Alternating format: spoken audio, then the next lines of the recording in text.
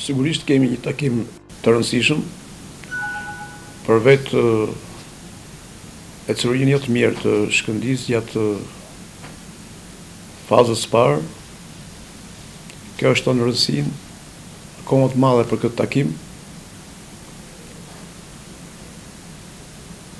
Dhe patjetër që pres të marrim maksimumin në këtë takim, them fitoren.